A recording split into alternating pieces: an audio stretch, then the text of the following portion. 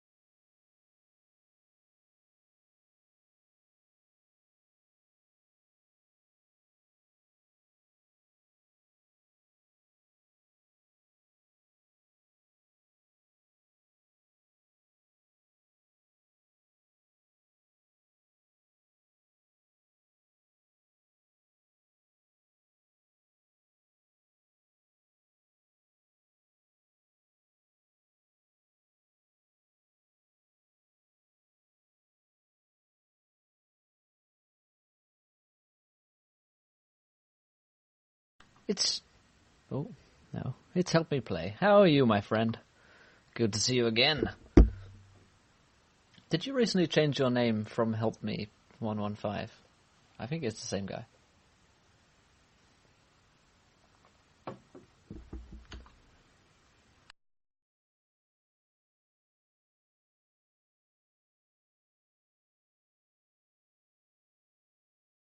Well, my PC will be sorted by Monday, so we're still working with slightly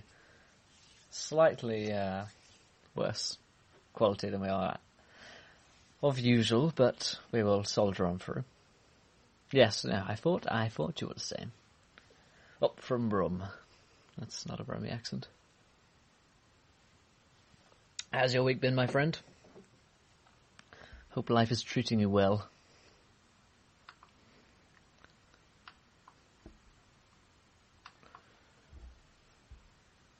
Let's see.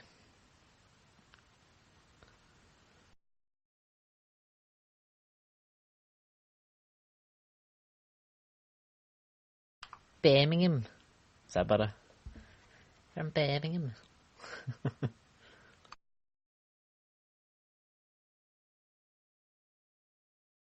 Mate, where'd you go in Broad Street? We're always down there.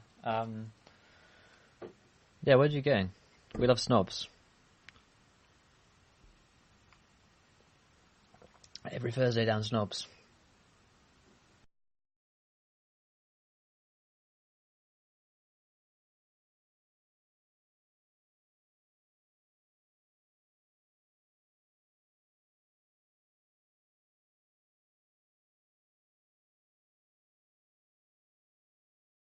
Brindley Place. I don't think I've heard of it. I probably should. We only go to student bars, so New Snobs is really good. It's a lot of fun on a Thursday. Well, any night really, but Thursday is particularly good for students.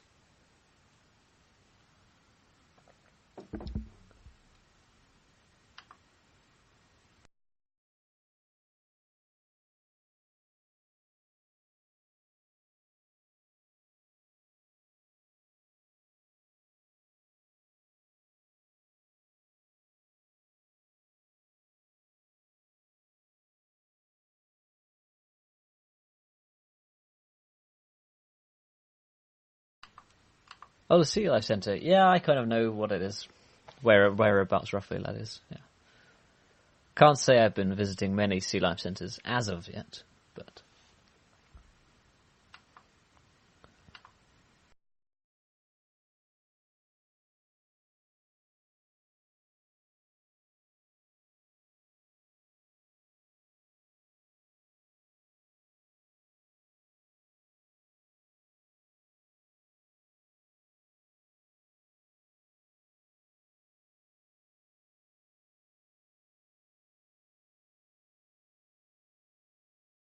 Oh yeah, we haven't been there yet. Probably will do at some point over the next few years.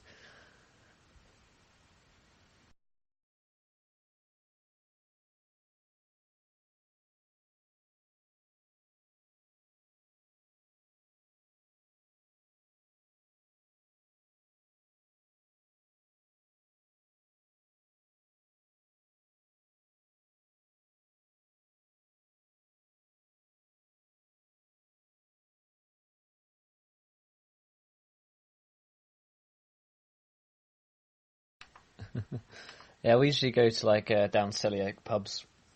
It's like the Soak. I don't know if you know Selly Oak very well, but it's a student town, so we know it intimately. Also, hello to everyone else in chat. I think I see myself a Super Wasp King now, amongst others. Who else do I spy? I spy and encounter James. Interesting. Fair enough, yeah. Selly is a little way out. Oh, cool. First RPG. How did that go? Or have you not decided? You just signed up. Greetings, Lynx and Everlands. Good to see you, my friend. We're back with the Isles of Anesterion. Okay, yeah, you're a little way out from Selly Oakland, aren't you?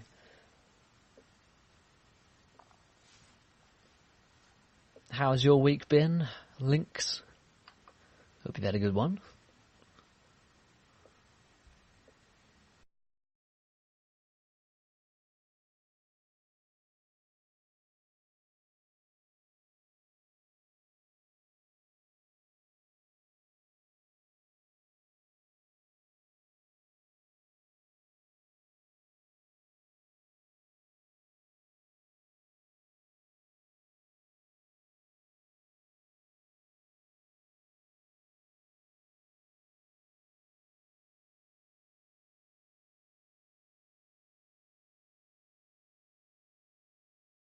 Glad to hear it, mate. Very glad to hear it. Did you play any D&D yourself? I don't remember if we've spoken about this before. I don't think we have.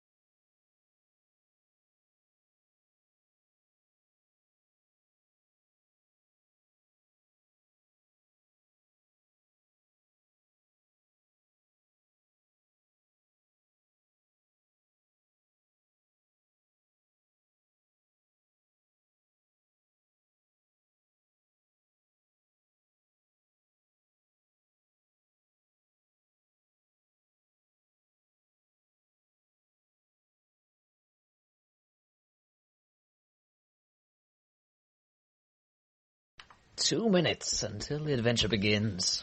Very excited to be reprising my role as Finbar. The Fantastic. You might have heard of me. Hey Solus, how's it going, my friend? Good to see you again.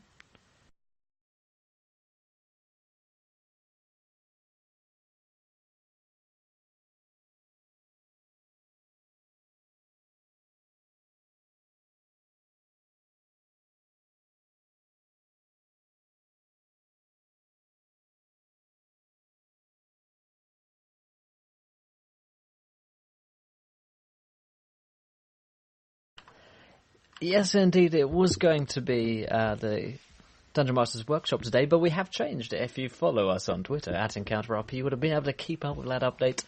But yeah, we actually have our good friend Mythomatic back on the show again today, so we're very lucky to be able to reschedule. So it's something that I think more people will enjoy.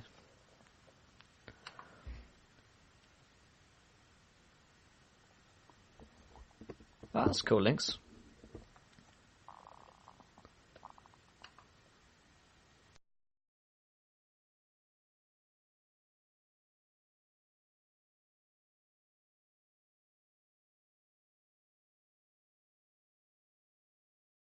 Hey again, Pyromancer. Just in time for the show to begin. In 30 seconds.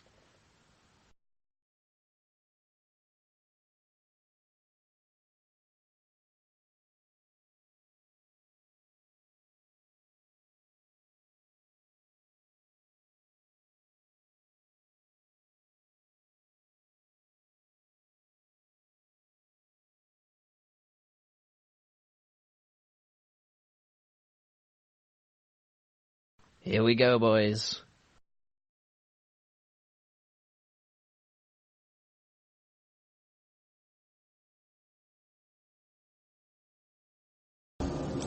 Test. Hello, everybody, and welcome to Encounter Roleplay, the Isles of Anesterion campaign. We are back again this Thursday with some wonderful players. My name is Will. I am not your Dungeon Master, but I am your host today. So I thought I'd better welcome you all to the chat, and to future people listening on the podcast, hello. So, James, take it away with as you are GM today. Hello. I am apparently in charge of this madness. We have obviously only 2 player characters because Josh and Beth are off they're going to Ireland in the early hours of the morning, so they're sleeping now, I think. I don't know, really, and I don't care either. So yeah, we have 2 player characters. Who are they? Will, who are you playing? Well, a lot of you may have heard of my character, being famous as he is. I'm playing Finbar, the Fantastic. The human bard is now level 3, and I'm the most handsome man in the land of Anesterion, and most other lands that I've ever been to. So yeah, Finbar the Fantastic. And Mythematic, who do we have from you? We have Ishtuak, the blue-scaled dragon-born monk, breathes lightning and wields Fist of Fury. So take a look, watch out, faces cave in, people get scared, people get shocked, stuff happens. Enjoy. Excellent. What did we have last time then? Between us, can we remember? Last time on Encounter Roleplay, I think last time me, Darius, Josh's character, and Ishtuak, we went into some caverns to attempt to find some lost supplies and just for general shenanigans. And we found some baby Galgatrons there, who Finbar's very familiar with. And Cassie, the lovely, comely wench, whom was rather enamoured with Finbar, met her death there at the hands of some goblins. And we further travelled into some caves. Ishtuak did some awesome punching and beat a lot of people up. And I got a load of gold and treasure. And I stopped after we killed some dwarves and some elves. And then I handed some of them treasure out. Pitch black skinned elves. Yes. Very mysterious. And then there was something about a dwarf. Was it a goblin that we saw too? Yep, there was some seemingly dwarf, elf, goblin meeting going on. I didn't see it, being Ishtuak. Ishtuak was taking a nap. Ishtuak was woken up and then remembered had to try to save his friends. So he fought an elf, beat her in the face, and a dwarf, I think. That's all he knows. But as a party, there was a goblin, a dwarf, and 2 drow talking by a pile of loot. I don't know what drow. I've never heard of drow in my life. Maybe not drow. Dark elf. Definitely not drow. Elf. So yeah. A quick update for everyone just before we get it fully into the game. We are still raising a little bit of money towards a new podcast with Moldark from the Broken Kingdom campaign. So you guys who are interested, a lot of you guys have been incredibly generous. That's Solar16 and Nick Zeros. At the top there, the donations have been incredibly generous in getting us towards that goal. We are now £19 away from that becoming a reality. I'm currently working on the website and getting a lot of writers in to write new content for the upcoming www.encounterroleplay.com site, which I'm very excited about. And also, we are trying to get to 200 followers for that real-life session, which we are planning to record and stream. So we are 27 followers away. So if you're in chat and you haven't followed yet, please do. And if you have some friends who would be interested in this, then send them along. But I think that's all for now. Should we get into it? We do have something else coming up in the next couple of weeks. Oh, yes. Too many things to remember. Too many things to remember. It's okay. This one's a big deal for me because I have to, plan it. But yes, Encounter Roleplay and myself and a buddy on my stream, Colin Jofus, will be playing Stars Without Number starting July 1st. So if you like wacky space piratry, pirating, and you like the moral questions, which is a space opera, well, definitely tune in and watch your friends probably die multiple times. So yeah. Yeah, and that will be from the 1st of July every Wednesday. So we'll have a Monday, Wednesday, and a Thursday show for you guys. All very exciting indeed. So, James, take us away to a foreign land. Not the first time I've So asked we're all in Uganda, and yes. where we left off last session. No, so 3 weeks have passed since last session. I think I have an Excel spreadsheet somewhere with this on it. And a number of things have happened. Firstly, the town has actually been named. There was kind of an edict from Magister Salnar, you would assume. And the town has been named Coldport, rather than just the town, which is what it was referred to at all times before. There's been a number of developments. Alas, you were busy when they were whatchamacalling it? Naming it. I was getting to first base. Silence. So, shortly after the party returned from its previous adventure, a ship arrived bearing about 150 new people. So the population is looking at about 250 at this point. Guard Captain Yorick is now Major Yorick. He's been promoted. Sergeant Alexander is now Lieutenant. Not Lieutenant. Oh, wait, who did they get promoted by? Congrats, Yorick. Does Yorick promote himself? He may have. No, there was also an edict. There was an edict from the GM. Was it made by Yorick? It may have been. Well, you wouldn't know. No one's going to argue. I investigate. Sorry, Sergeant Alexander is now Guard Captain Alexander because the rank of Lieutenant doesn't exist in this world because I couldn't be bothered. And the guard population sits at around 40. So it's being bolstered quite hard, given all the trouble that's been occurring since you arrived. Other things that have happened. One of the Galgatrons, has returned, and, you guys would certainly know this, returned to Darius, actually. It seems to kind of have taken Darius as a mother figure. So between running the tavern and looking after this giant baby winged thing, he's been pretty busy. Bird, right? Yeah, it's pretty much, and yeah, so he's pretty much too busy at the moment, for whatever adventures you decide to go on, thus explaining in the fluff why he's not here. He's breast pumping. Yes, he's constantly breast pumping. The Order of the Stalwart Shield, you've had reports of, they've pretty much finished the first stage of their tower called the Beacon of Light. You would know, why it's called the Beacon of Light if you were to go about a day to the north of town. There's a massive light you can see in the north, like on the horizon. No one's really got much closer to it yet. The Galgatron, it's funny you should call it that, but, Darius lately has been insistent that it's called a hippogriff. He's wrong. I don't know whether you where he would have got this information from. That'll be explained next time he's on the show. Yes. So yeah, the town's have expanded. There's a lot of houses. The bunkhouse has been repurposed as a kind of, office building. There's a general store there now. And it's generally just a lot bigger. The supplies weren't found, but to the east, there was evidence for camp of some sort, and the supplies were found.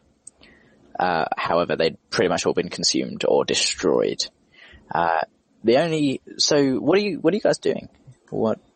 It's February the 16th. Well, I have been, I've been performing in, the Red Rum Inn, as well as attempting to find myself a new Cassie after the tragic loss of the last Cassie. I've actually probably started a new song known as Cassie's Death Song, in honor of her. Probably a poem of some sort, which I'd have come up with, and mourning her loss, her tragic loss. Although it was okay because I lived, and it's the important thing. That was the most important thing about it, really. Yeah, I'm performing, and I've also I sold some of the items I found in the last adventure to some chap, some shady backhand dealer. I assume. You said chap, yes. right? I did say There chap. was it was a kind of shady back alley deal that we will go into if necessary. Would you like to roll me a D100 for your carousing activities while you've been I would love to. in between adventures? 1D100. That's the way to start off the game. That's your level. A 17, my favourite number. Oh, Brilliant bloody things must hell. happen on this roll. So it's the present day. This isn't back in time. It's about 9 a.m. and you are you wake up. You have absolutely no idea where you are. Can you roll me 3d6 times 5, please? I can indeed. This isn't an uncommon occurrence for a Finbar, really. Yeah, your head really hurts as well. 3d6 times 5. Yeah. Okay, does it do times a C? No. 35.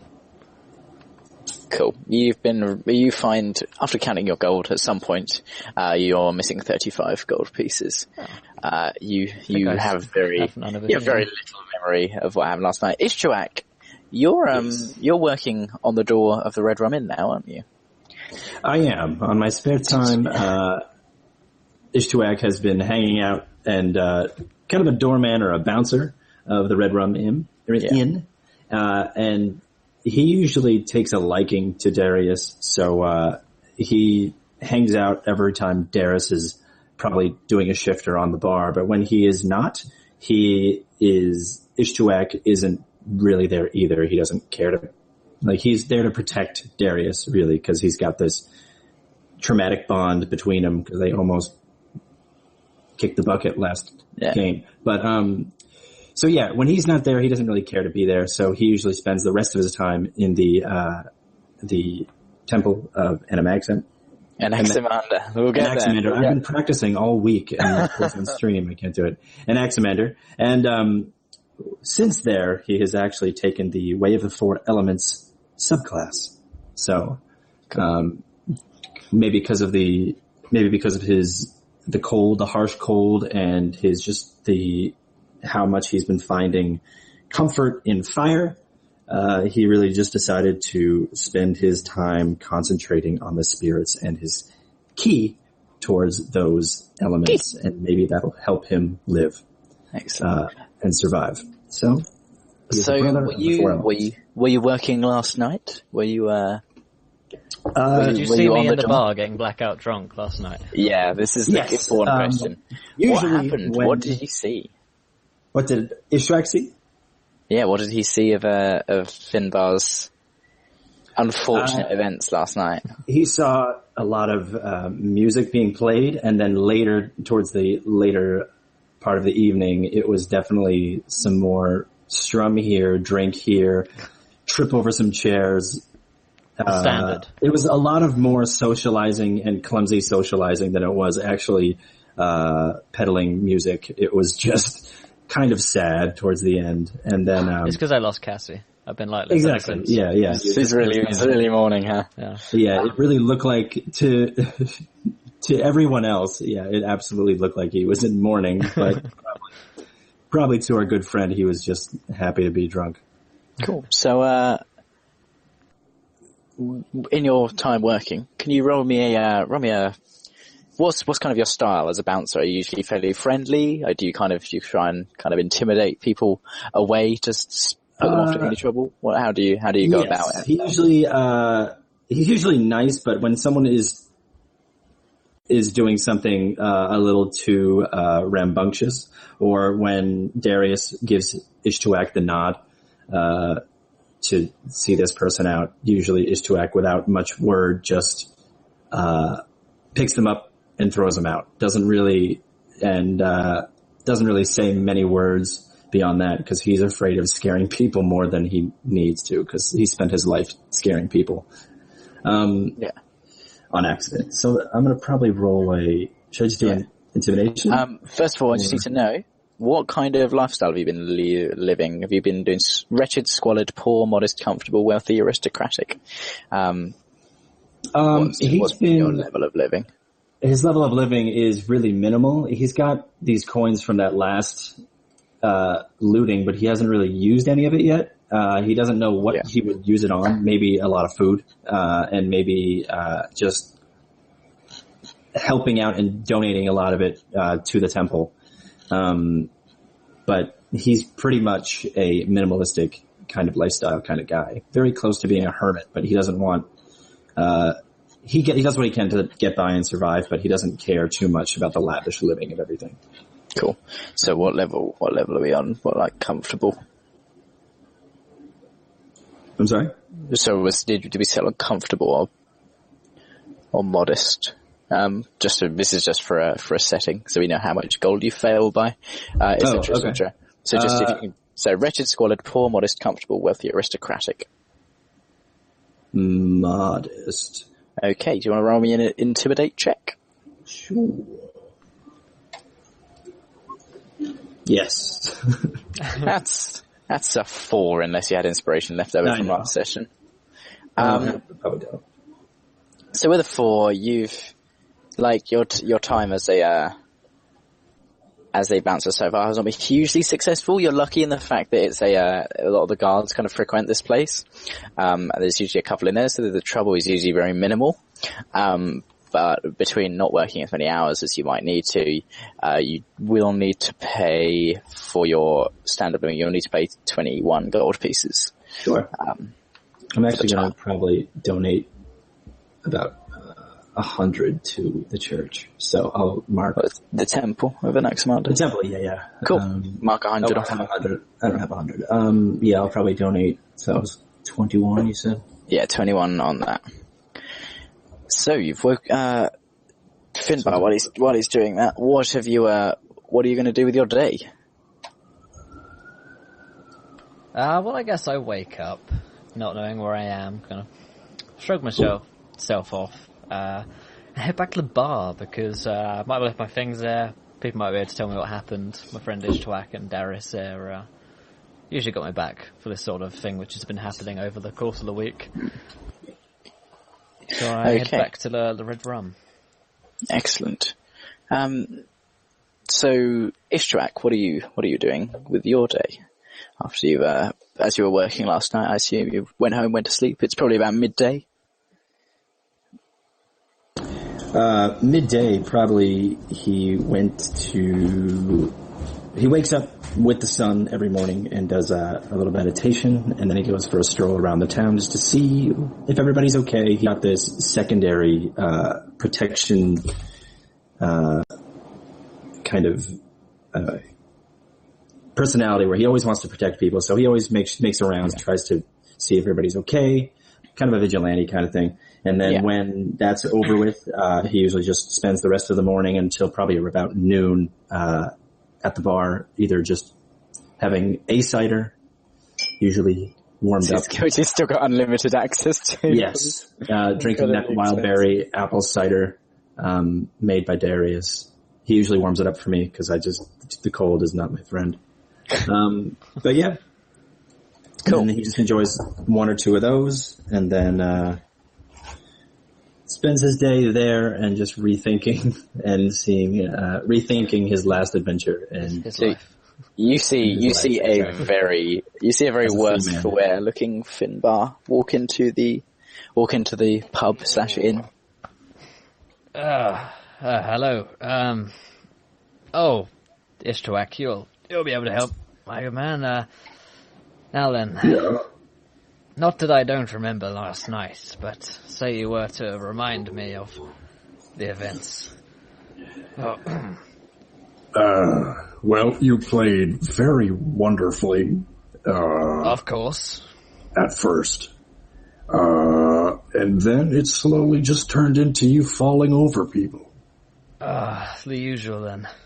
Yeah, I mean, nothing too crazy. Okay. Well, did I really spend that much gold on drink?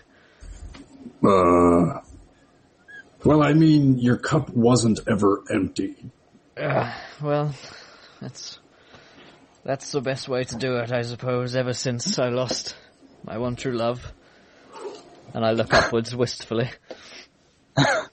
If you like, you see like a bit of grain in the wood, and it looks kind of like Cassie's face. I'm sorry. Are you still dwelling about Lassie? Her name was Cassie. Cassie, I'm sorry. Her. The one who died. Yes. Have you heard my poem? Who you made I'm sure carry your bags. Yes, through the snow. a vital task she performed. So sad that she was cut down in my stead. It's very, very sad, Finbar. As he goes to drink his stein of... I nod sadly and take the mug from you and take a sip from it myself and then hand it back to you. It tastes careful. It's a little hot. You burn your face. So there's the kind of things have been relatively peaceful for a little while. There's a few different kind of, obviously people come to you with a lot of information. You probably get told most of these things like dozens of times as people kind of find out about them and go, those guys go outside town, because it's quite rare that you do. So they'll probably be interested in it. So the kind of things you've been hearing about throughout the town lately. Guard Captain Yorick Ishtrak, you probably spoke to him at some point. Major Captain Marcosis, who was looking for hirelings to go west with him to explore along the coast, got tired of waiting, and after a very heated argument with the guard captain, now Major Yorick, stormed out, took the ship, and has not been heard from in a number of weeks. I like that man. He gives zero fucks. He's sailing an entire ship by himself. No, I like the fact he argues with Yorick. Oh, yes, of course. As much as he's a sage dwarf and knows what he's doing. You also know that there's a caravan, which is requiring escort to the Beacon of Light, where the Order of the Stalwart Shield have established their base of operations to the north. So they're kind of hanging around, waiting for the guards. The guards are kind of quite busy keeping order, organising the building work that's going on to expand the town. The town crier has issued a message issues it probably every day or every couple of days, that Manchester Salonard is looking for people to the startings of a river were found to the east of the town, near where where the supplies were found, or the remnants of them. That they are looking for someone to kind of scout out that river and find out where its source is, to see if it could be used as fresh water that isn't freezing cold. It's quite hard to come by. Okay. And finally, this is kind of general news around town. There is quite a high price being paid for acquiring building materials of late. And therefore one could deduce there's quite a lot of money to be made in acquiring wood, stone, metal, things like that. Okay. So those are the rumours that are floating around town at the moment. Okay.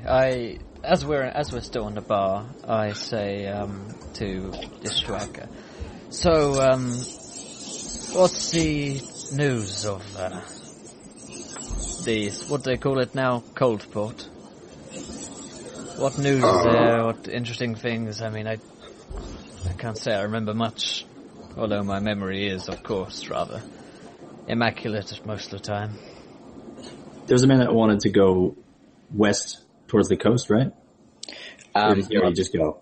Marcosis went already. He wanted to go for like 2 weeks and no one went with him, so he's just gone. He went by himself. He gave out of shits to give. Well, it seems that building materials, stone and metal, have been on the rise. I've noticed on my morning walk that there has been quite a common argument every day between the shipper and the builder, and it's always about money. So it seems that consistently it's getting higher in price. Figure we could probably check that out. And I don't quite remember the first one. I remember the westward one, and then I wasn't paying attention. So. There's a caravan that's waiting for escort to go north to the Beacon of Light, and the river to the east. They're looking for someone to scout it. There's a river to the east that needs to be scouted, and also there's a caravan to the Beacon of Light for the Order of the Stalwart Shield. Not sure if those sound interesting for you to do or you to sing songs about. But yes, this beacon does sound rather grand, doesn't it? It does. So what did you say about these Order of Light people? And thank you for following RuneScape Blair. Welcome to the adventure, my friend. Welcome, buddy. What were you saying? I was just too busy swirling my drink and forgot. Was lost. Hit Bubbles. and tea, Fishy. Thank you for following, my friend.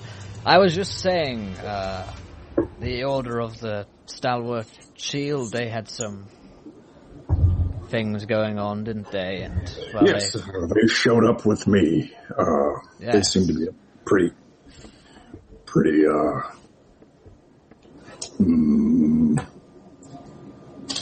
tough bunch of boys. I feel like we could probably help them out. Yes, they had some rather exquisite females as well, one of whom reminded me very much of my late love. Yeah.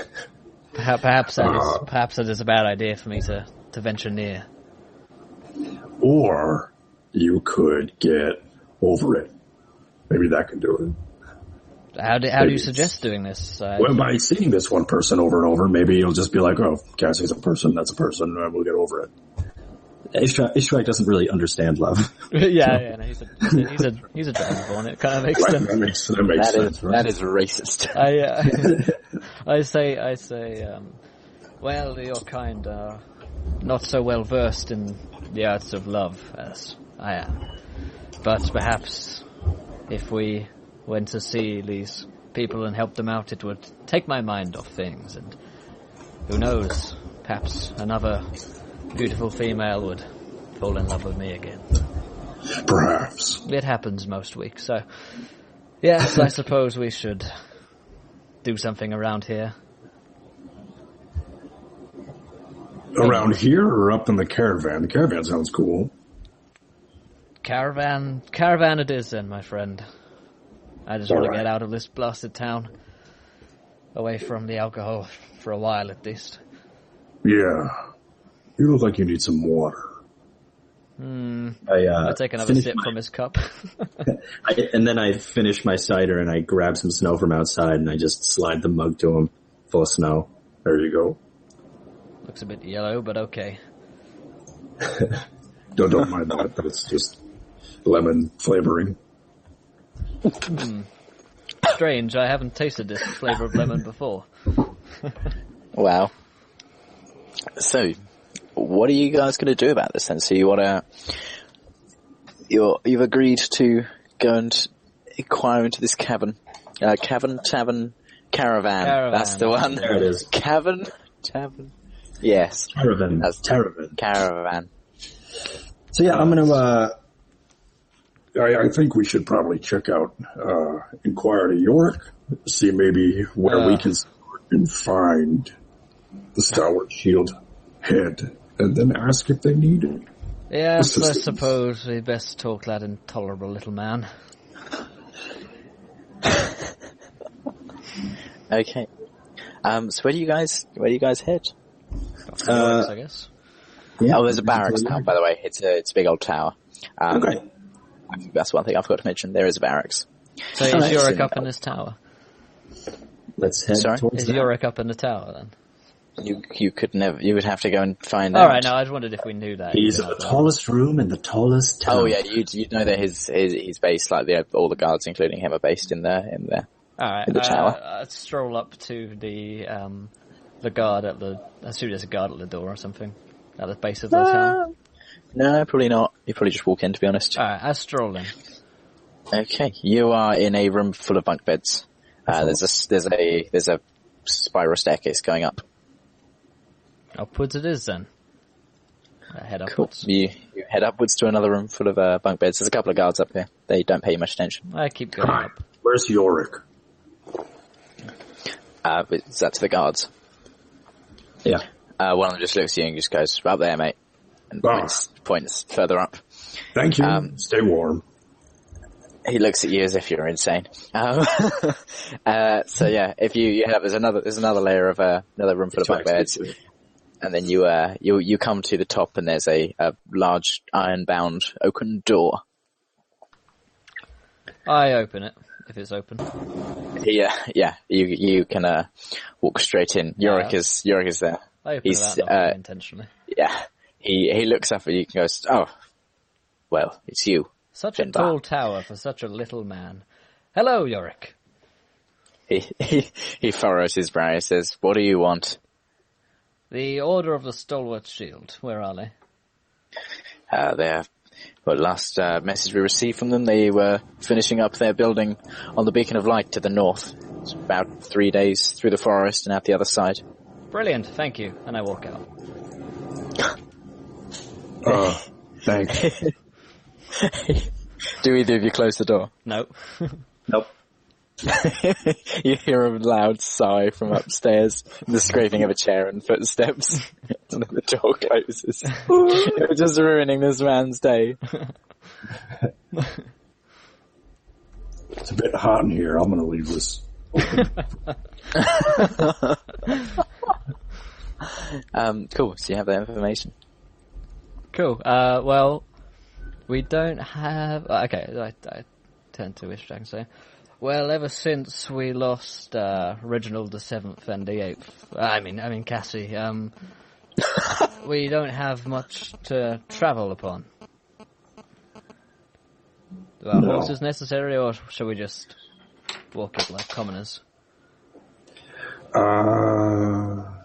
We could see if there's a horse that'll take me, but I'm afraid I probably won't be able to find one. I tend to scare beasts. Yeah. Just to check you guys are aware, the caravan. Jesus Christ, the caravan is at Coldport, and it needs to go. Oh, okay. I thought we were hanging there. That's fair enough. Okay. Yeah, it needs to go there. That's what they need doing. Cool. Okay. So I guess we head out and look for this caravan. Cool. It's in the town. It's fairly obvious. It's just a covered wagon. And there's a group of about 6 guys standing around it. All men, all relatively burly. Just kind of sitting around doing very little, really. Alright, I stroll over. Is there someone who looks in charge, or just they all? Not really. Okay, I stroll over to one man. Hi, we're here. Says, right, so when are we setting off then? Whenever we find someone to guard us. We're not going out there on our own. Well, that's why you called us, isn't it? Anyone call these two? It's kind of a general muttering of no. No, I received the word. You must have heard of me. My name is Finbar. Can't say I have, mate. You might have heard of me from, well, countless tales. Anyway, I'm sure you fools probably haven't heard of me because you're uncultured oafs. But anyway, yes, we're... So what? Me and my companion, Ishtuak, here. And I turn to the large dragonborn. Greetings. We're here to guard the caravan for a small fee. It's 10 gold pieces a day for each of you. Yes, I heard it was 15, so I'm afraid that we'll be going elsewhere. Persuade! It's weird, I heard 50. Just because he's catching on that persuade is actually... It's a thing. It's a thing that humans do. It's a thing. Yeah, well, 50 is what I heard. I don't expect to actually make this roll, but... Oh, that's intimidating. Yeah, okay. I rolled an 11. He says, I'll make it 11. Makes sense. Let's do that. Cool. He reaches out a hand to shake. I take it, I guess. Cool. It's quite greasy. I wipe it, but I wipe my hand back on his jacket. He looks at you as if you're the biggest douche on the earth. I'm looking at him in the exact same way. For daring to shake my hand. It's track. You see emotion in these two humans, but you can't really grasp what it is. Yeah, these guys are mostly humans. There's one half elf in the group. But the other 5 are humans. Says, you need any time or can we head off now? I want to go home.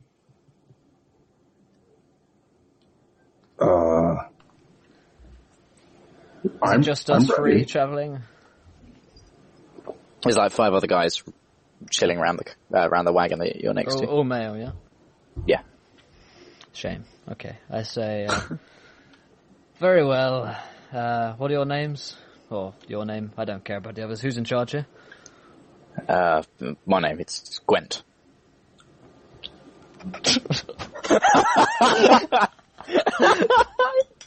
I hate you. I love you too. Oh, well.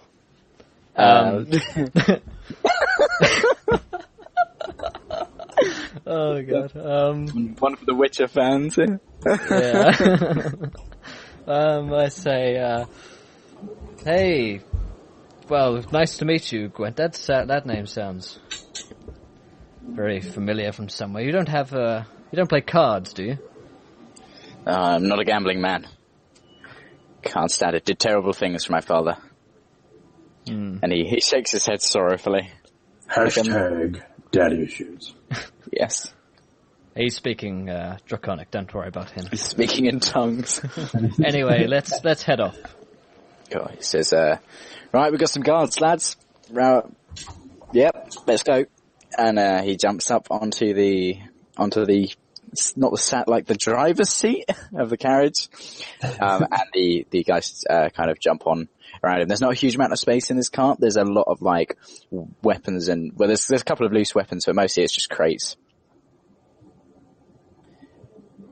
I'm still confused on which side is the driver's side. It's actually the back seat in this. It's so normal UK. Yeah, it's a sports version. Drive from the back seat. Cool. Yeah, and you head off out of town. So what do you guys kind of do on the journey to kill some time? What are we shipping, men? One of them says, well, it's mostly food, a few armaments, a couple of, luxury items, nothing hugely important, but the money's good on work like this. To get it there. Well, for them it is certainly. We're getting paid enough for it. Aye. Cool. Yeah. And Finbar, what are you going to do on the journey? Where are you sat? Somewhere where I feel like I'm looking important. Cool. There's you probably sit on the top of one of the the highest stack of boxes. Yeah, and I probably talk to a few of the people who look not like total idiots, if there are any. The half elf looks pretty smart. All right, I say half elf. What's your name? Well, it's not Gwent. Certainly, we've used that joke. What's his name? It's Geralt. Here we go. Yeah, we'll go with that. It's Geralt. You? That's another Witcher. Everyone is a Witcher now. Okay, okay, Geralt. So, what brings you to this foreign land? He shakes a pouch of fairly fat-looking pouch of coins. He says, "Got far more kids at home than I would like." I see. What makes you travel with these companions? They're on all right lot, aren't they? Well, Gwent up ahead seems okay. Have you heard of me, by the way? You might have done. My name is Finbar. You ever done much fishing? Can't say I have, no. Oh, must be someone else. There's a little Little I know about Finger having caught my toe, but other than that, no real fish-related job. How does that one go? I'll tell you sometime after I've had a few drinks. It's one of my worst. He procures a flask of wine and passes it to you. I say, no, I don't drink after I lost my love, and I look up wistfully. What about last night? I Obviously not getting that you're trying to lie. yeah. So, last night that was someone else. That wasn't really me. And I look up wistfully, having deep existential thoughts. Wait a minute, I have seen you. Hashtag Moldar. Weren't you that one having a bit of argy-bargy the other night with that big fucker down the alleyway? I look at him, wondering if it was last night and if I was doing something that I shouldn't have been with another man. And and I say, baby, what was I doing? I know, me and the lads were only walking past, but you seem to, something about his sister? I don't know. Anyway, it looks like you came out the worst from it, he says, pointing to your massive black eye. I realise I have a black eye. Oh. Yes, his sister, yes, that might have been, Brassy, Cassie's brother. Brassy. Yes, unfortunately named. I used to make a mistake between them every now and again. They were fairly similar looking, in fact, but, she was quite muscular. He raises an eyebrow at you. She was quite muscular, yes, anyway. That's how you like your women? Confusing. I say, yes. Each their own, I guess. Oh, lads, likes his women muscly, he does. And they all snigger. I smile at them, with knowledge in my head that they think I'm amazing. Yes. They're talking amongst themselves. You'd probably feel, I don't know, if you're a normal human being, you'd probably feel quite excluded by this, Finbar, but I don't know. I don't know how. No, in Finbar's head, he is the centre of attention. Oh, okay. Literally insane, is he? Well, no, he's just very egotistical. He doesn't pick up on that social cue that they're laughing at him. He just assumes that he's so hilarious that they're laughing with him. Cool, yeah, so it's kind of getting dark. You entered the forest a little while ago. You might recognise the kind of rough area where you fought those gnolls, Finbar. Or like, you'd probably recognise like the area in which you're entering the forest. And night kind of falls. You've probably a fair chunk into the forest. And can one of you roll me a survival, please? As Gwent says, right, you guys know this area better than I do. Anyway, good to pitch up camp. I look to Ishtuak. Who rolls a 16. Ishtuak, why? Yeah, you wouldn't know this area because obviously you haven't been. Yeah, you've been kind of near here. But yeah, can you see an area that you think looks suitable for camp? Up ahead, there's this rock we passed earlier that, if it's where I think it is, it's a bit high and out of the way, but I think we can find a safe place up there. We have good viewing distance for anything that tries to, kill us. Cool. Yeah, he goes over there. The rock seems a little bit sharp. I'm just updating the camp map. Sorry. Bear with me, chaps. Adding to the story. Adding rock. There's also a moat. There's definitely not a moat. And a space shuttle. And a sacrificial tablet. All right, yeah.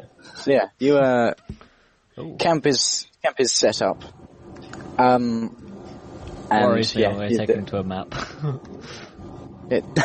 it's more there. Well, it's a just in case thing. Anything could happen. Anything could happen. So yeah, the guys kind of set up camp. I assume. Do you, other than the normal setting up camp in a fantasy RPG things, do you do anything? Or is it a whole lot of, you know, I don't. The lighting of set up fires. camp. Okay. So these guys between Ishrak help builds the fire. Cool. I sit back. Yeah. So yeah, apart from that, do you guys do anything particularly special with your, I give unhelpful advice to Ishrak about how to start a fire properly. And then Ishrak ignores everything he says while building fire. Cool. And then when it's done, he goes, Sorry, you were saying something? Never mind. Fetch me a drink. Do either of you have any alcohol with you?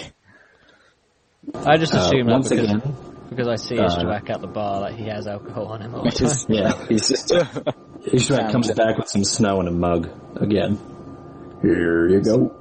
And he puts it just beyond the rocks in the fire so it warms and turns to dirty water.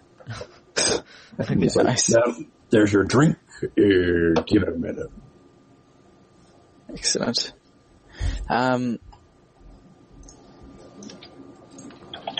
So yeah, the guys they kind of just go to sleep. They've set up their tents and they go into them.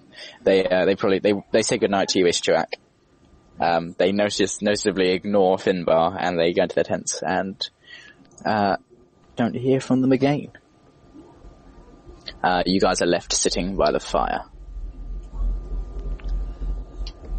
So how long until we get there, do you think? Did anyone tell you? It said 3 days.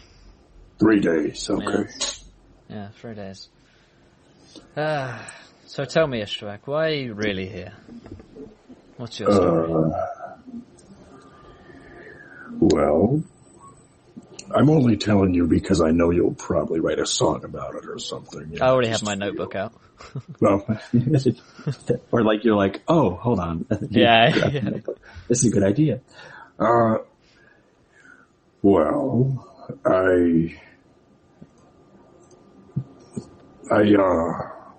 was born, obviously, not gifted by an Axamander, and was now a Dragonborn, and then exiled by my culture, and finding a way to live, I joined the Silverleaf Brotherhood. They were a monastery in the mountains that took me in at a young age, and I learned my best to survive and to actually get along with the other initiates, and I learned very well, and unfortunately, until probably quite recently, I sparred like I usually do with Jeb, a small boy from a farm who decided to join up with the Brotherhood, and he was obviously less of a challenge than I thought, and my anger got the better of me, and my fury and my technique was too much for his mortal body, and I'm afraid I was exiled for breaking his neck. Since then, You see that he actually, the most talking that he has never, or that he's ever said is during the story. Usually he speaks in sentences, but this is really when his heart comes out on the table. And from there, I didn't know where to go or where to turn, so I went down the mountain into town, and on the way I was confronted by some men in armor, and I thought they were bandits, and they drew swords upon me, upon my, I guess, my beastly figure, and I defended myself. Unfortunately, I couldn't best all of them. They tackled me and bound me, and I've been living in a cell for the past 2 years. I was offered to go to Anesterion with the Stalwart Brotherhood, and here I am. I have not given my life up, or I've sworn my allegiance to my dragon father, Anaximander, and I thank him every day for everything that has happened. Because if it wasn't for that, I wouldn't be here now, with you, by this fire, with a life. So far. There's been some, as he stops, you notice there's like, from the trees, there's some very soft violin music playing. I say, Do you hear that? it happens sometimes around me.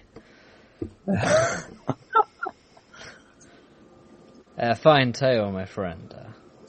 I had no idea you had such a rich history. Yeah, well, we all have history, I guess, some richer than others, but I live my life every day, and like I said, I thank the Dragon Father for letting me and giving me one more chance on this wonderful terra-formed egg he calls the realm. Indeed. Well, I think on that note I will head off. Do you mind taking first watch? Yeah. I'll take first watch. He's very kind of somber. Obviously, he's still thinking about his life now. He's poking the stick. As I walk off, I put a hand on Ishtuak's shoulder and, in a gesture of absolute generosity from Finbar, I hand you my mug of bad water, snow, and find a tent to sleep in. Cool. You actually would find that there's people in all the tents. I sleep in one. Is it still next to a guard? Yeah, you'd probably find one where there's one guy in there, he's already asleep, so you probably can, exactly. Squeeze in without waking him up. I spoon Gwend. You spoon. Cool. Istrak, do you want to roll me a perception for your watch? Surely. I've no idea what that sound is. Hold on. It's like weird pipe. It's the tiny motorcycle. I know, it was weird. Alright.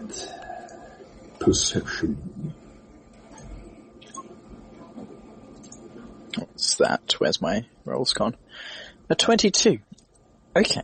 Can you roll me a wisdom saving throw, please? Yes, I can. Wisdom.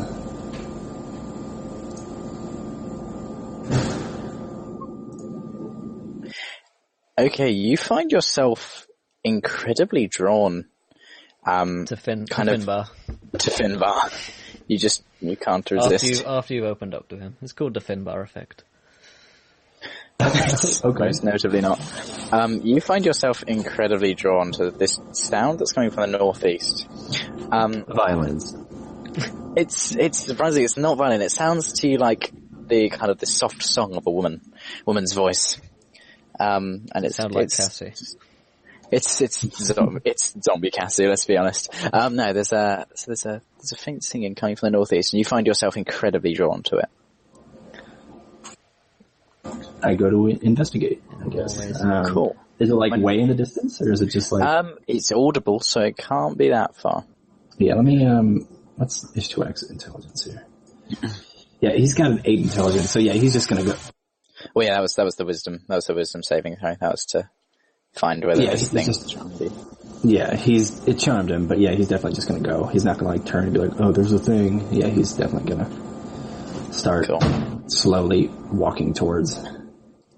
Cool. Let's put this in the token layer. So as you kind of, if you want to move the camera for the stream, well, you would walk up here, and as you kind of walk towards this tree, what emerges from it is this strange kind of, it's a humanoid creature, with the shape of a kind of humanoid elf, more elven female, kind of clad in what is essentially giant leaf things. It's like a leaf toga almost. It's got like a mossy, you say mossy hair as in it's literally made of moss. And as you're kind of walking bemused, towards her, you first of all need to run me a second wisdom saving throw, please. Can you guys move your tokens to the left, because stream is not going to be able to see them, but it's far right on the map. Yeah, that's good for Stuak. If you move, there you go. So that tree. Now you guys can see. Yeah, marvelous. All right, another wisdom. Right? Yeah, getting a lot of background noise. Cord. Sorry. I wonder what's going on. Hold on. Let's see what he gets on his wisdom saving throw. See how dead he is, stream. Is this better? How dead he is. Mindly. It's good enough. Okay. Okay. So you actually, there are no words between you and this woman thing initially.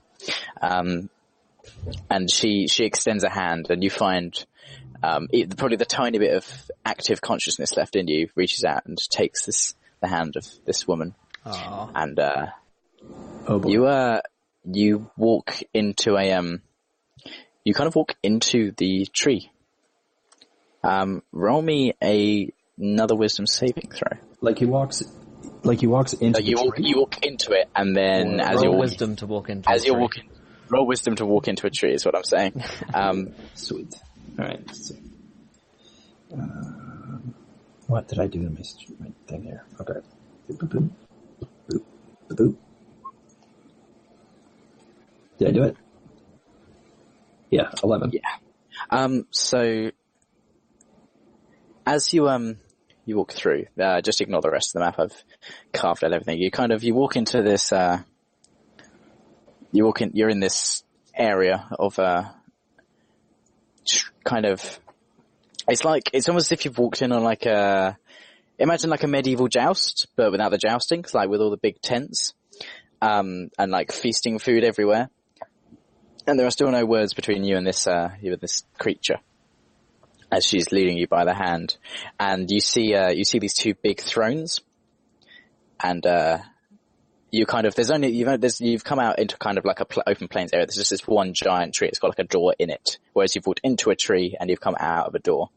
And she's kind of leading you towards it.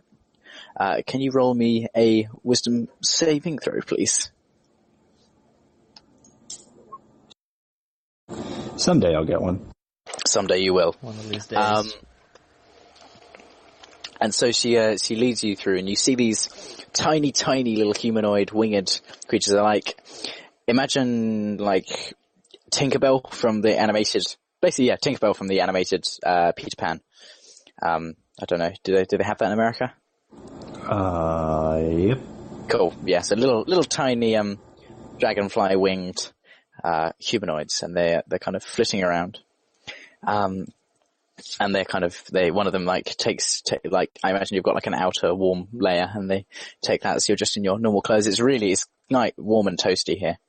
And you're led with this creature who you're 100% sure that you're married to her. And you're led to these seats. I feel that way often. R.I.P. Ishtarak. Okay.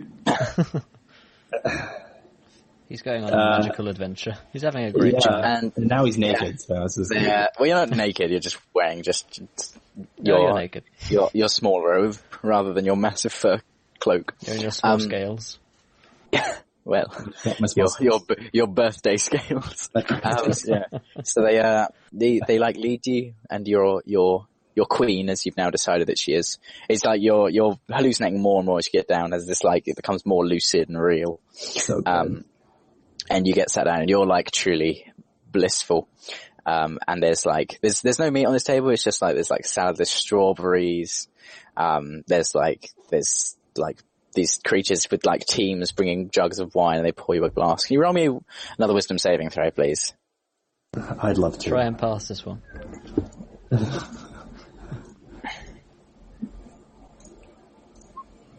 Yeah. Okay. So this she's about to murder you. Wake up. You see she's got a great axe, and she's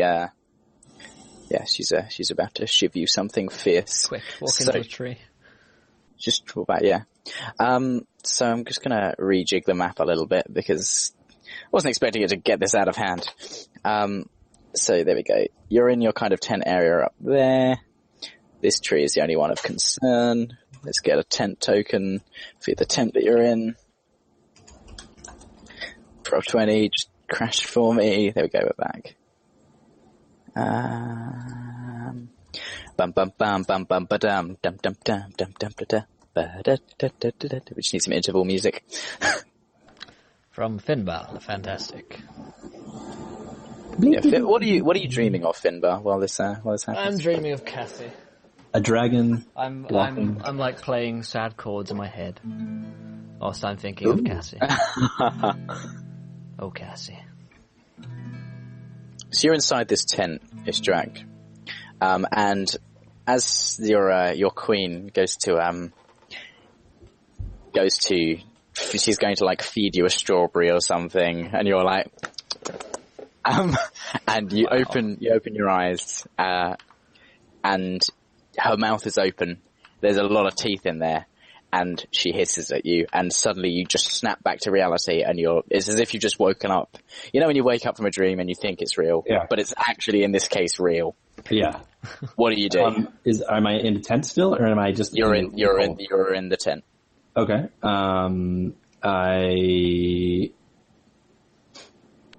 Oh boy. Could I blast her with lightning? Could I just yell back at her? Yeah, I'm obviously going to strike.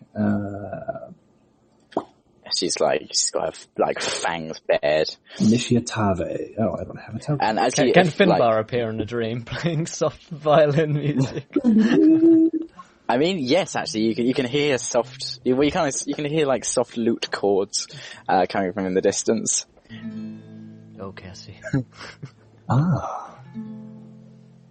It doesn't really reassure you though, because you're about to get eaten.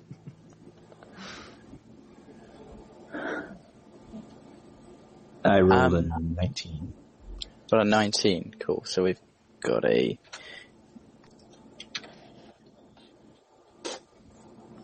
I've got a 20. One up me.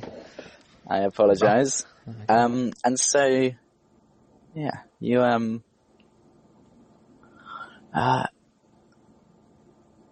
what did she do? So she actually, oh, bloody hell, I chose a wizard, didn't I? A thing with ability to cast spells. So what she does, she, as she kind of comes round to, as you open your eyes, there's kind of this moment of eye contact, and she realises the jig is up. You know what's going on.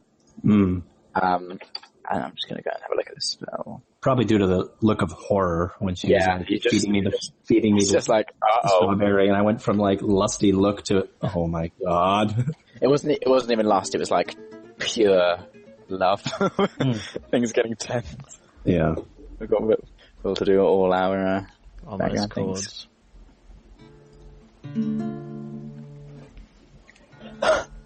That's how I play a bard, but I don't play guitar. I just play a guitar. Makes sounds. Yeah, I just make sounds and then call it a song. Okay, so she draws like a wooden knife. It's like it's made entirely of wood. How did she know I was a vampire? She just draws it from behind her, and she goes to stab at you with it. Sweet. Love it. How fast can I roll up a 3rd level character? You might not die. I mean, you failed a lot of wisdom saving throws. That was awesome. Yeah, that was a lot of wisdom saving throws. I failed. The 3rd one was really good though, so that makes up for it, right? Right. What's your armor class? 15. Cool. And so she stabs at you, but how do you block it? How do you... I am gonna let that hit my armor, but not, like, do any damage. So, like, I kind of, like, move out of the way, but it still hits me enough to kind of really fully snap me out of it. Cool. Yeah. Okay, so it's into your turn. Yeah, kind of like a slap. I was in horror because my dream wasn't finished, but now it's, like, over, and I'm like... And as you snap back into it, you see these little, tiny humanoid things, and they look a lot less friendly than they did, previously. Okay. I am going to... How close are they to this woman? There's like a ton of them, and they're like flittering around. They've got some like the features of like bugs. They've got like human torsos, little tiny human torsos, but they've got like, what's the word? Prehensile, like clackety things, and like some of them got pincers. They do not look like the kind of things that you want serving you a drink in this fantasy tent. Okay.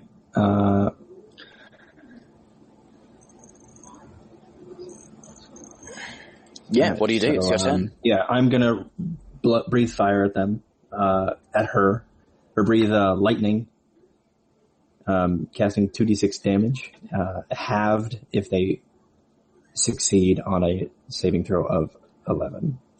Is it a saving throw of dexterity? I think it's... Crap. He's failed it either way. Okay, great. Cool. So she takes the damage. Yeah, I think it's dex for those kind of things. Yeah, me too. 2d6 plus... No. So 8. Cool, so she takes... reacts, and she has her open mouth, and he reacts with his open mouth. And you just blast, like, lightning into her face. She steps back and, like, shrieks with rage. He shrieks with rage as well. Rage and confusion. I was really hoping this would have to Finbar, to be honest. This would be hilarious. Luckily, I didn't take the first watch. Always. He always finds a way out of it. Yeah. He'll take the second one now, and the same thing will happen to him. He will scream, though. Ishwak will scream with that breath of lightning. Maybe enough to call for help. Just loud enough for it to echo off the mountains. Hopefully not start an avalanche. But Finbar, you noticeably don't hear anything. You're still you're still in this like plains area as far as you can see. Well, you're in a tent at the moment, but nothing environmentally has changed. Just what's in the environment. Cool. Do you do anything with any bonus actions, or is that your turn done? Bonus. I'm gonna actually spend some key. I'm gonna spend a point of key. And, do some flurry of blows, actually. Cool. I think I can spend 2. Yeah, 2 unarmed attacks. You can do key. Spend a point of key for 2 unarmed attacks. Mm-hmm. So roll me up 2 unarmed attacks. That's what I will be doing. Cool. Oh my god, you've just punched her face in. So there's like this unholy sound of wood splitting. I'm just going to check she's not resistant to bludgeoning. I don't think she is. She hasn't been with this track for long enough. Yeah, just... Banter. Wow. And then just... That was dark, bro. That was so dark. Calling banter on it. Calling banter on it. Yeah, you hear this splintering of wood, and it actually quite hurts your hand, even as a man experienced with combat of that variety. Maybe my hands weren't fully bound because I was binding them during my watch. As a man familiar with domestic abuse is what you're saying, James. Can we not, Will? It's certainly not a laughing matter. And her face just like splits in two, and you just see this look of horror, and then she just like some chips fall off, and she just slumps. So you're immediately confronted by these nasty gribbly things, who actually didn't take their save. They didn't take their save. There's definitely not a reef shark. I don't know why I'm on that page. What's that? I accidentally went onto the page for the reef shark. Oh. Cool. And they would have taken a dexterity saving throw. What's the difficulty? 11. Well, they passed on a 19. And they start swarming around you and scratching at you. So you're like getting swarmed by them. And what's your AC? It's 20, isn't it? It's 15. Yeah, that's what I meant. 15, 20. It's the same number. Yeah, they don't, you kind of manage to swat them away for the most part. Are they projectiles? No, they're like on you. They're like clattering at you. Yeah. They're fluttering. They're the individual creatures don't count as projectiles, so you can't use your reaction thing to throw them at each other. To just catch them. You know, if you do roll something really well, I might let you do one. Cool. So it's into your turn. Into my turn. Okay. I am going to cast some more key, I think. I used one, right? Yep, you used a point of key. I'm going to spend my next 2 using Burning Hands on them. Cool. I got to quickly look that up. So sorry. It's alright, I'll let you off this one time. Yeah. Okay. I didn't expect to use this so soon.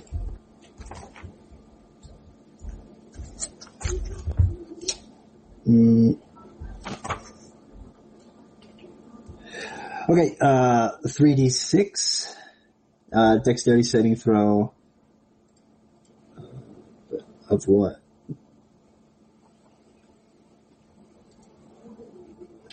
It just says each creature in a 15-foot cone must make a dexterity saving throw. I don't know what it's against because I'm not a spellcaster. It would be whatever we'll roll it, and if it's like horrendously good, or like, if it's like middle round, we'll see. Dexterity saving throw. 15, what would it be, what is it, what's the ability called? Burning Hands. Is that a monk specific thing? Sweeping Cinder Strike. Just dropping out for a moment, guys. I'll be back in 1 moment. Yeah. Cool. It begins probably as strength or dexterity saving throw. What's the ability? Chat. So the ability is called... the building is called Sweeping Cinder Strike. It's in the way of the 4 elements. In the way of the 4 elements, yeah. Casting elemental spells, I was right here, oh my god.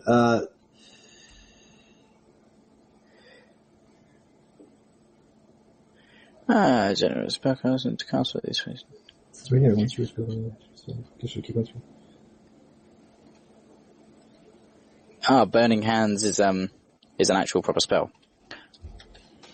So it'll be in the spell list, which I will go to right now. Sorry about this chat. This is what happens when people level up between sessions and then don't record everything. Yeah, absolutely my fault. But I don't... It's alright, I've got it. I'm very nearly on it. We're into the B section. Oh, I was on it and I skipped past it. Here we are, Burning Hands. As you hold your hands with thumbs touching and fingers spread, a thin sheet of flame shoots forth from your outstretched fingertips. Each creature on a 15-foot cone must make a dexterity saving throw. A creature takes 3d6 fire damage on a failed save. I'm going to say that the difficulty would be 14 approximately, because it would be plus your... what's your wisdom?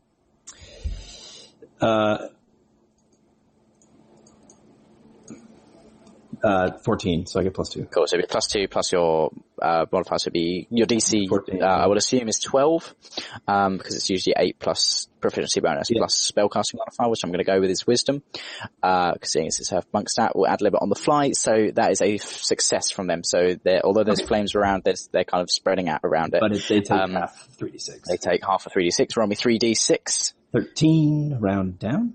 So it's 6 damage. Cool. I will record that because they're everywhere. I'm not going to. So 6 damage. Cool. Anything else you're going to do with your turn? That's it. Cool. So they are going to continue swarming around you, incensed by the vicious assault on their brothers and sisters. I'm back. What's happening? He tried to burning hands, And these little clickety-clackety creatures. Oh dear. And they're going to have another go at you. Are they on the map or are they not? They're not, they're just everywhere. 15 does hit your armor class, does it not? 15, I have 15, so tie goes to the runner, so yeah, I guess. You'll take 12 damage. Good golly.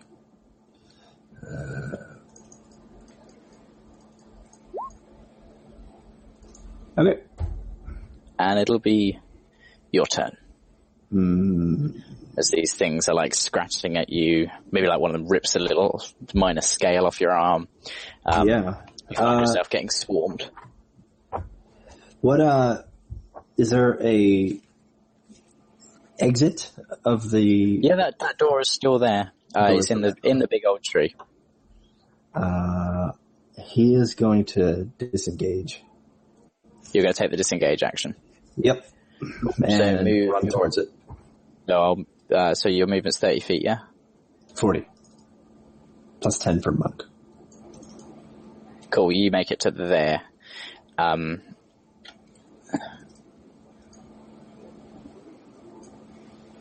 Cool. And they will actually make it to you. So they are going to have another attack.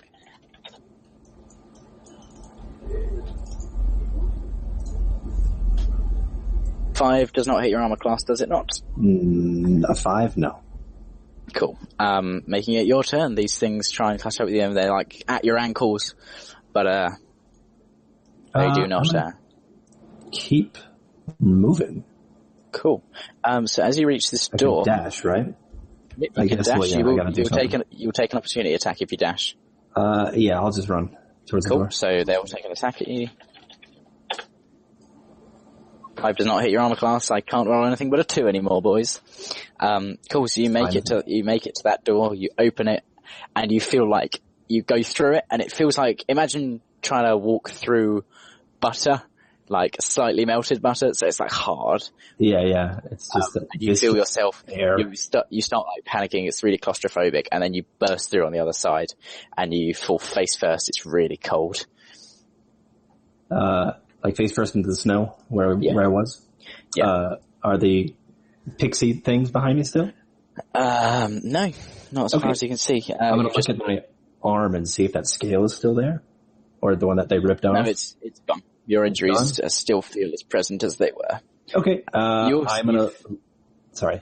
No, that's all right. You feel very cold, but apart from that, your injuries are all still there. I don't have my furs anymore.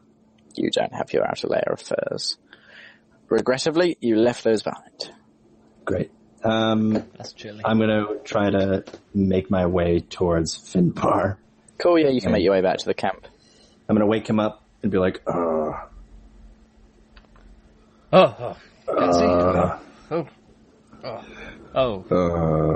know what? I'll tell you tomorrow. After I wake you up, and then I go, your shift. And then I rummage around looking for something I can wear. Why are you naked and waking me up? If you hear any music that isn't yours, don't go near it. I tend to. Okay. You know what? I'm going to stay up with you. I feel as it's not safe for one of us. Okay, you're going to put any clothes on first. He's not fully naked. In Finn, but it's pretty dark in this tent. Okay, yeah, he's wearing less clothes than he was, certainly. Yeah, if you help me find some more clothes, then I'll gladly help you. But and I'll explain what happened during the watch. Okay. Are there any clothes lying around that the guard has probably Not sleeping. Yeah, this guy's got like a cloak and he's not wearing it at the moment. It clearly belongs to him, but he's not. I chuck it on Ishtuak. All right. There you go, friend. And, Let's sit by the fire. You could explain everything. Thanks. He sits very close to the fire, almost close enough where his cloak is actually almost in danger of catching fire. Because it takes a lot of body heat for him to stay comfortable. He explains. I was doing my watch not long after you went to bed, and then I heard some music or some sort of drawing presence that way. And he points to the tree, or the tree off in the distance, and he's like, And then I was dragged by this beautiful woman. She kind of looked like Cassie, I guess, and she Really? pulled me through Finbar looks very interested at that. the tree. Yeah, he says that because he knows that's the only way he'd probably pay attention. Yeah.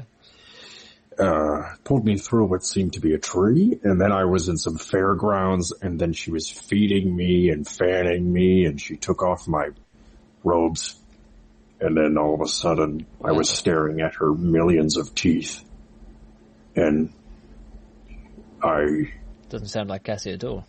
don't quite remember what happened after that. She only had 70. But God, were they beautiful. And then these little bug things were attacking, and I remember running, and I remember being in pain on my arm just here. And he points to a missing scale, and He goes, I think they took one of these.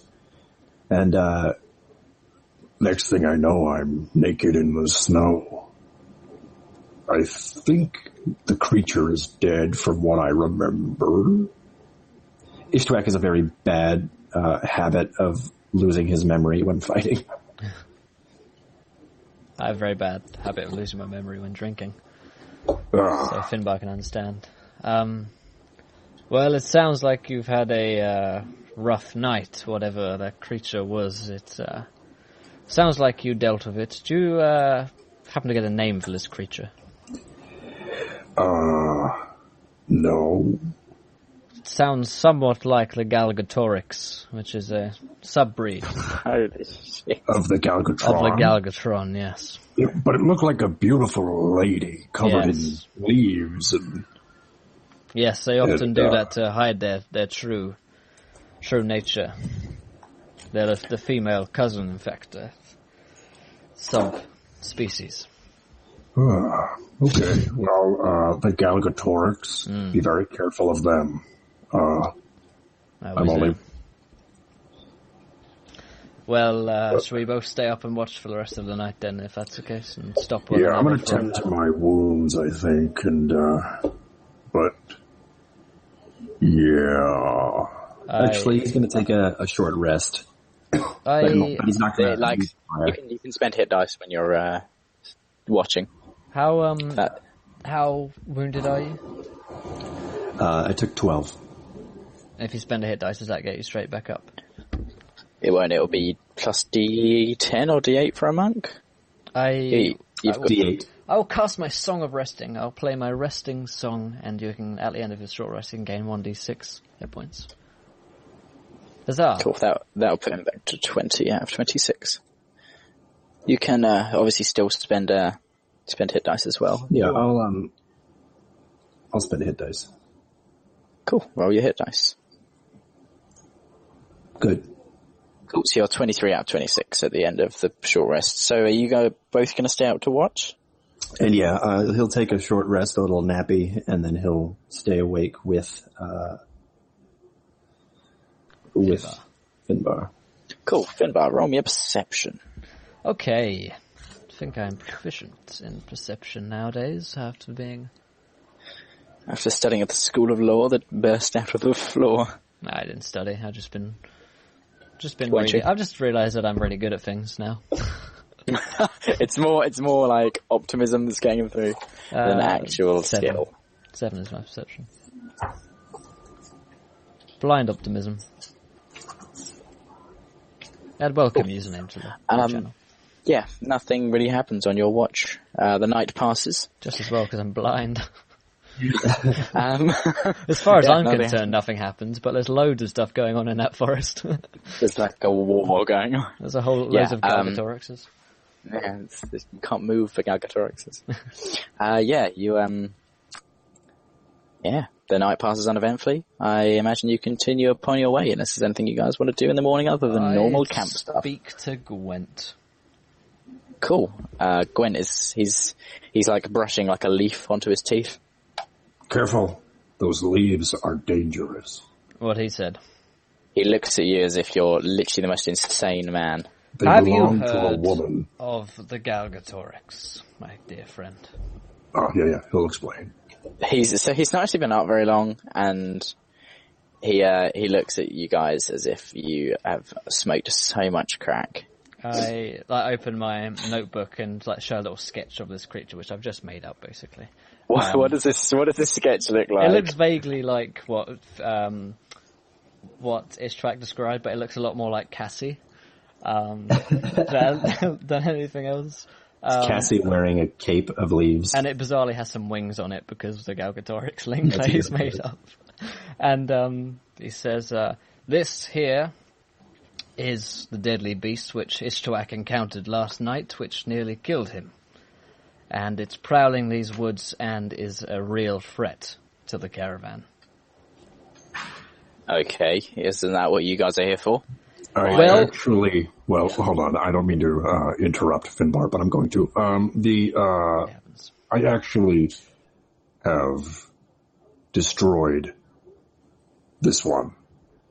I think I remember her face splittering. Yeah. But there could be others. you may not be aware, they usually come in threes. Threes? Three of them. They're pretty Can deadly. you just roll me a persuade at this point? Yeah, sure. Just so I can see how much he's going to believe you Sure. during this insanity. Let's see.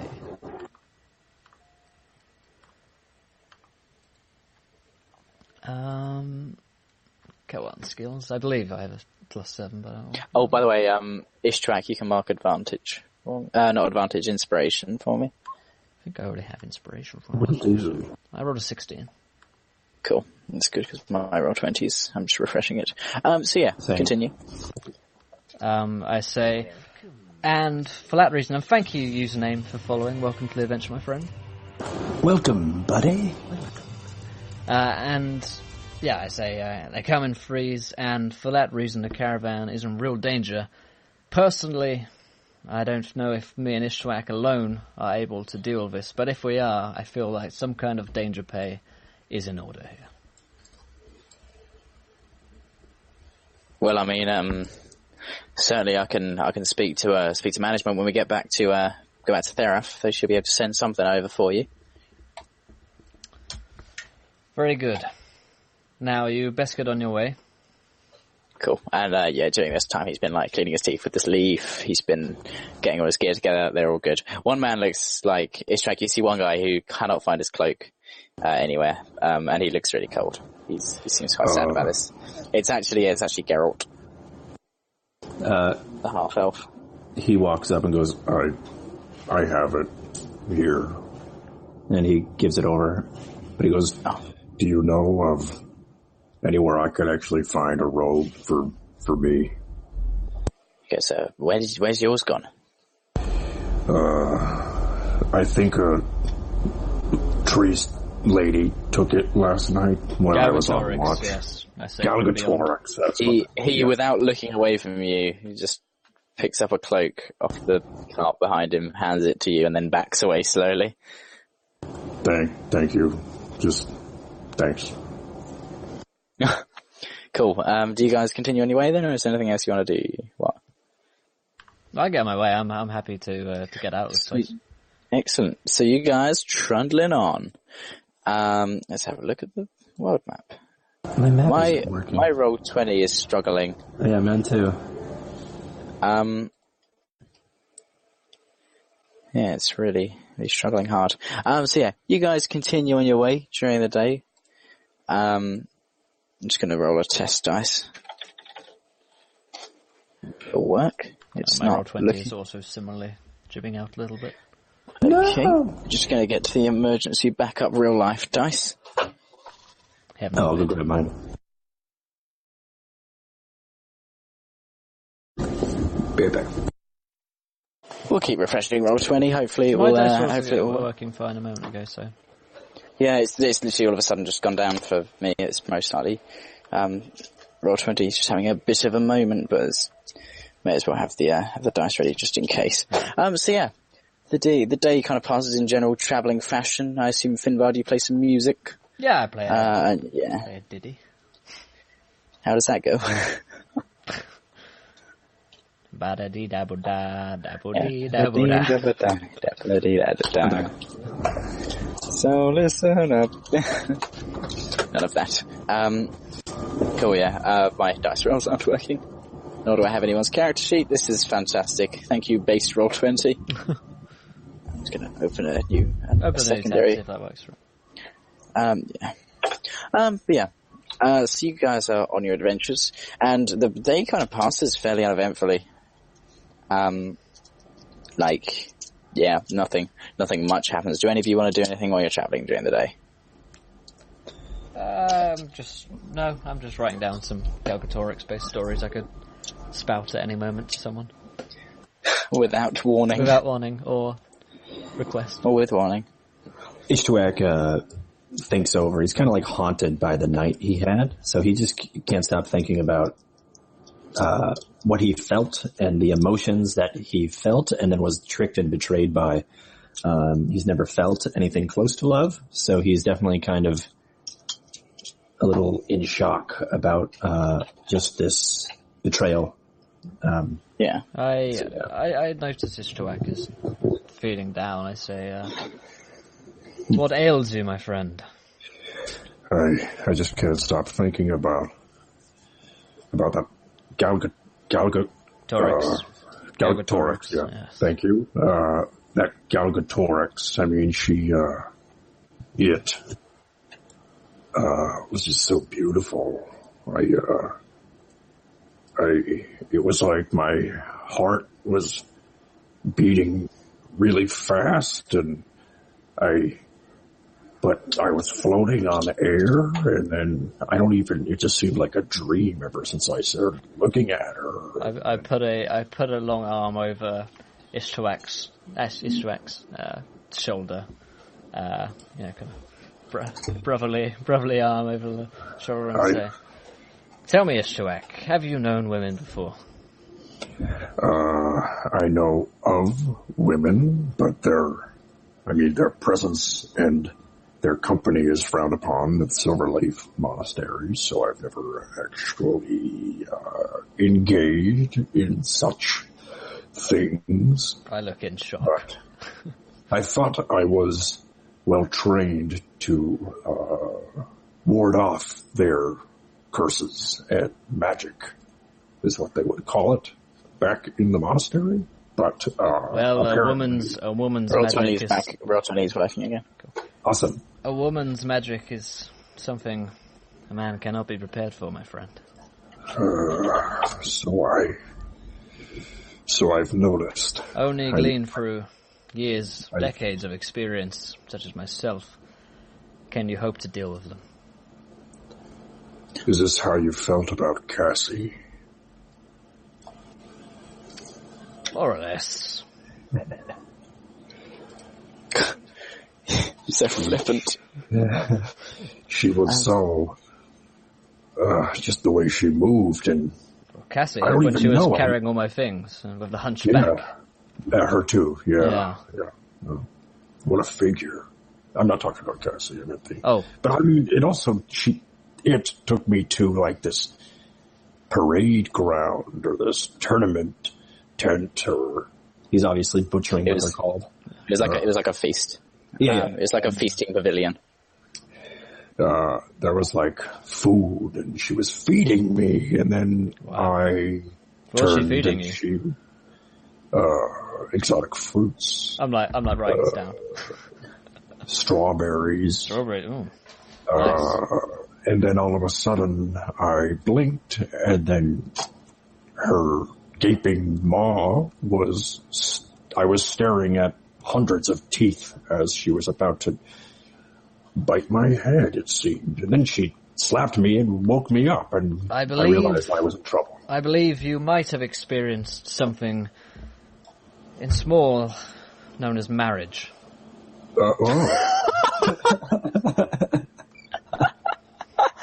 Oh my god. Is that a curse that they possess? In a way, is that yes. a spell?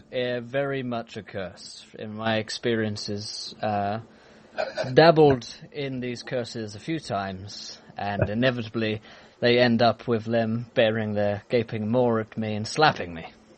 So perhaps this may be, in a nutshell, what you've experienced.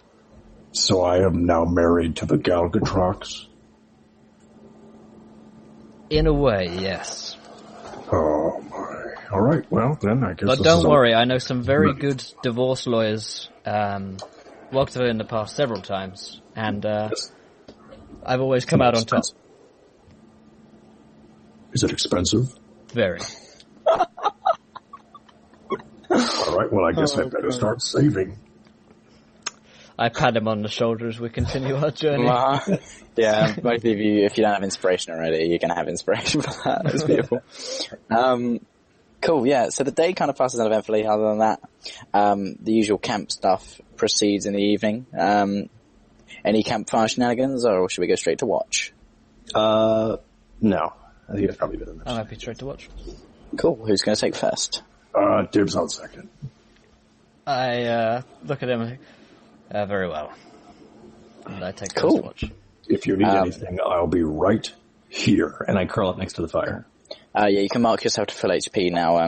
You can have the equivalent of a long rest, so you'll actually probably get that. You will get that hit dice back that you spent and you're on full HP. Because you've only been sitting on a cart all day, which I will consider a long rest. Yeah, he didn't do much. He didn't do much walking because Do you do anything in particular while you're on watch, Finbar? Or do you just watch? Unless anyone comes up and speaks to me, Nah, they've all gone to bed. Yeah. They Don't know. think you're a bit of a dick. Cool. Whereabouts do you watch from? You just sitting by the fire, on the wagon, on the edge? I'll sit by the fire nearest track. Yeah. You're in pretty much open plains. You're in open flames. You're on fire. Oh wow. You die. Yeah. Do you want to roll me a perception? I do indeed. I do not. No, I refuse to roll. I'll try. Message Hibari. There we go. Oh. So my mouse does this thing occasionally where it just stops working. Would you mind rolling perception for me? It'll come back in a moment, but... Absolutely. So Finbar, who's now me, I am controlling Finbar. Finbar loudly plays his lute. Watch him roll terribly.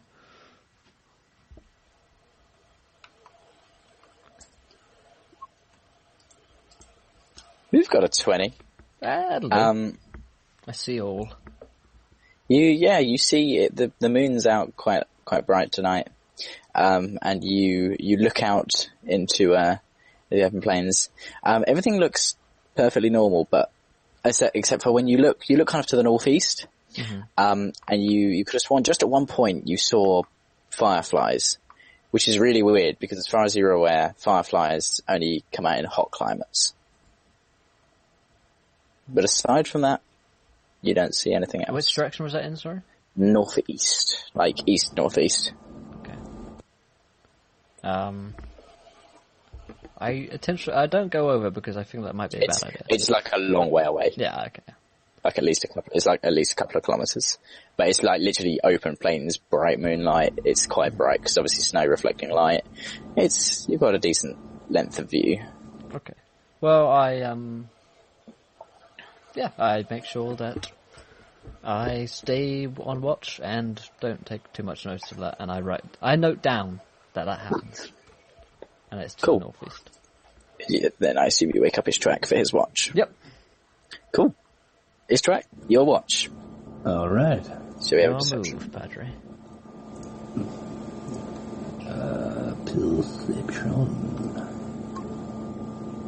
15. Cool. You see these things to the northeast as well, you believe to be fireflies.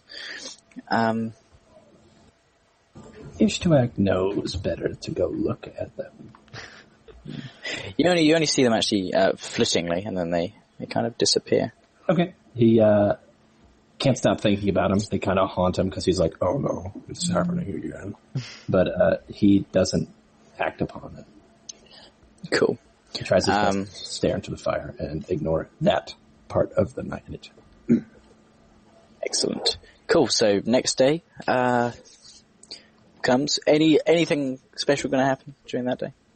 Or is it the usual travelling MacGuffin?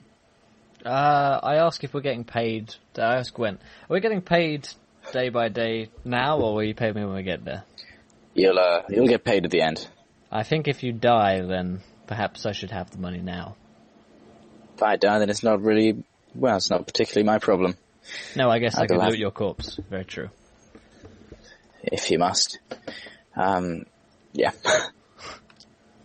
That's the only conversation I really want to have. So quick Is question. Jack anything? No. Ishtuak, he does mention to Finbar. I saw what looked like to be those attack bug things that attacked me in my dream the other night. Yes, I noticed them as well. But I decided to stay far away, lest any ill fortune come to us. Well, Yeah, okay. I do the same. All right. See, nothing crazy happened. no. Okay. All right, good. Cool. Maybe So the day passes. Yeah. Maybe we So should be more careful. As it gets towards the evening, you see the sky darkens, and you get towards the north further, and you start to see like a really it's like a sunlight coming from the north, and Gwent from the front of the cart says, "Well, there it is, lads, the beacon, almost as good as the one back home," and they kind of look at it offhandedly. If you guys can obviously see it. It's very bright. You can't really see its source, but it's just a big old bright light. And what does this do? Well, the knights, from what I remember, Geralt says, is it keeps monsters away, doesn't it? Keeps them safe so they can rest easy. Don't know if it actually works. I thought they were not. knights. I thought they should be fighting them. Rather Oh, than yeah, cowering away. Well, they do plenty of fighting, mate, but you got to sleep at some point. Yes. I guess. I look very unimpressed at him. Cool. So yeah, as you approach this, you see it's a big stone tower, and it's one sec, I'll just cut to it now. Let's put these things in the GM layer, because I've accidentally left them all visible. Oops. Spoilers. So yeah, you see this giant thing. It's got a big tiled roof. And I'm trying to switch to it. There we go. Yes, it's a big old tower. I don't know what that cloud's doing there. Is it visible? Is the cloud visible? Clouds. Good. I don't know why I've got a cloud on the map, but I'll just leave it in the corner. Just roll with it. So you arrive, and there's a big kind of sally port out the front, if you know what I mean by that. If you know what I mean, a sally port.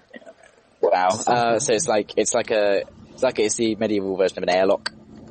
Out you see steps an old red-headed man from this door, and he spies you, Finbar, and Ishtarak. He says, hail, my friends. Do I not expect to see recognise you this man? Yeah. He's one of the guys you were drinking with. He is Sir Rhaegar. He's a big red-haired, bearded, jolly man. He's about 25. Ah, yes. Sir Rogar. Rhaegar, but That's right. little difference. Sir Rogar. He says, yes, quite.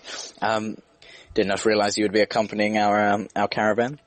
Nor did we, but we missed your company and wanted to see this fine tower of yours. Isn't it fine, isn't it fine? Took us a damn sight of effort to build, although it was mostly Grace here that coordinated the actual work. As he gestures to his wife. He gestures to his wife, who is standing in the sally port. He turns to Gwent and says, "Bring the cart inside. We have much work that still needs to be done." I turn to Gwent and say, "It's now the time to receive our payment." Yeah, he counts out 33 gold pieces and gives one to you and one lot to Istrak. He's a very specific man to do. Very good. Thank you, my Well, friend. it would have been 30, but you haggled it. Yeah, I know. I mean, he'll gladly take the 3 gold pieces difference back from you. No, he tries to go for 30 and I make sure I count out another 3. Yeah. That's cool. So they bring the cart inside. Grace gives you a polite nod to the pair of you and follows. How kind of old is this woman? Grace, she is 30, brown of hair. She's got quite a pretty face. His hair's plaited, green eyes. Does she bear any resemblance to a certain female? No, she's far too attractive for that. And she's Even much better. older. She's much older and much more attractive. There we go. God. Older Cassie. Every time you interact with this order, I worry that it will be the death of you. There's so many married women. Even better. Cool. So as you go inside, there's quite a wide kind of corridor. It's probably about 15, 20 feet across.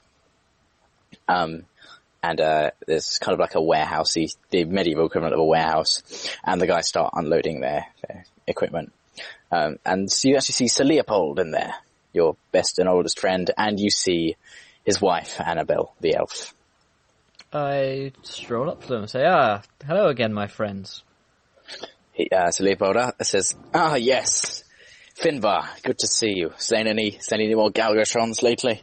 No, but one Galgatorix. And I go in for like a arm shake. Arm lock. And then I shoot Annabelle a roguish smile. Oh yeah, oh god. She replies with a polite smile. He says, Galgatorix. Can't say I've encountered one of them. Anyone heard of a Galgatorix? Nope. Well, you're the first of any that we've met. Tell me, how did you do it? Well, it was mostly Ishtuak here. I merely lended a helping hand of advice. Tell them, Ishtuak. Sir Leopold looks at you.